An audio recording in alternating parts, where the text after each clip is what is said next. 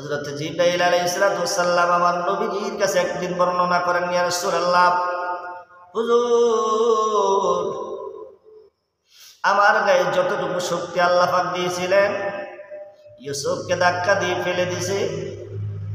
ওই কূপের ভিতরে জমিনে পড়ার আগে সপ্তম আকাশ থেকে আমি একটা ঝাপটা দিয়া 600 পাখা দিয়ে একটা ঝাপটা দিয়া মুহূর্তের ভিতরে আমি আমার পাখাগুলো তার নিচে বিছাই দিছি।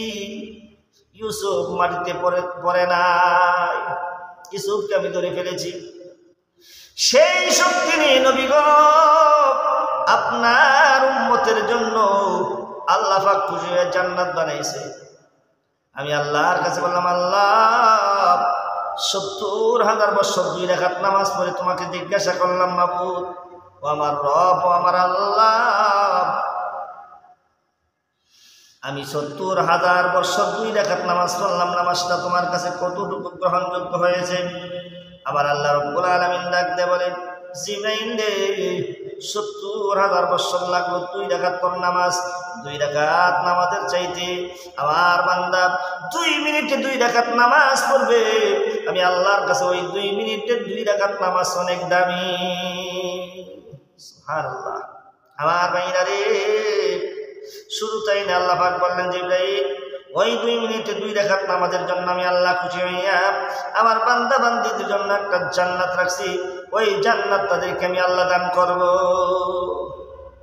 জিবরাইল ডাকতে বলে, আল্লাহ আমি একটু জান্নাতটা দেখতে চাই। আল্লাহ কয়, যা যা, অনুমতি দিলাম। এবার জিবরাইল সেই 600 পাখা নিয়ে এবার তিনি জান্নাত দেখার জন্য রওনা করলেন। যাইতে যাইতে যাইতে যাইতে তিনার পাখা ব্যথা হয়ে গেল। আল্লাহকে ডাকতে বললেন, আমার আল্লাহ আমি এখন জান্নাতের কোন পর্যন্ত এসে পৌঁছেছি?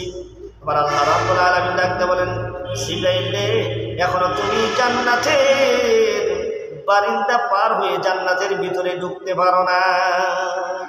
সুবহানাল্লাহ। আমার ভাইরা রে, এই জিবরাইলের চাইতে মানুষের শক্তি অনেক বেশি। ভালো করে লক্ষ্য করে শোনেন। আল্লাহ রাব্বুল আলামিনকে ডাকতে বললেন, আল্লাহ তোমার বান্দা বান্দীদের জন্য এত জান্নাত রাখছো, ওদের এত শক্তি এত পাওয়ার। আমার আল্লাহ কয়, তোদের চাইতেও পাওয়ার বেশি, তাদের শক্তি বেশি। পরীক্ষা করার জন্য এবার জিবরাইল আলাইহিস সালাম এসে হাজির হয়ে গেলেন।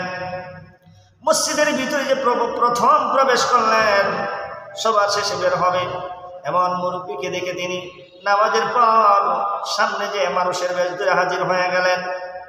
ডাকতে বলে, হুজুর একটা কথা জিজ্ঞাসা করতে চাই। বলে কি?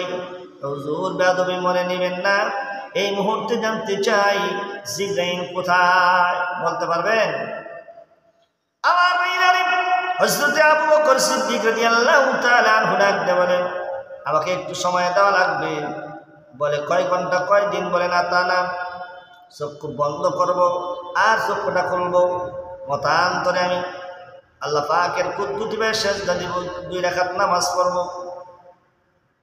ঠিক আছে, আপনি তাই করেন।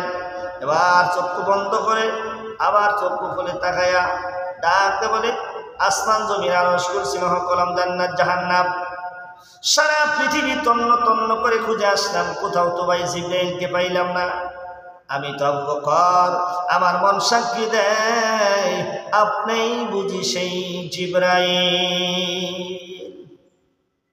আমার ভাইরা রে, মানুষের তো প্রবার চক্ষু বন্ধ করে ওই অন্তরের কলবের চক্ষু দিয়া সারা বিশ্ব পৃথিবী তিনি ভ্রমণ করতে পারেন। রুহের এত শক্তি।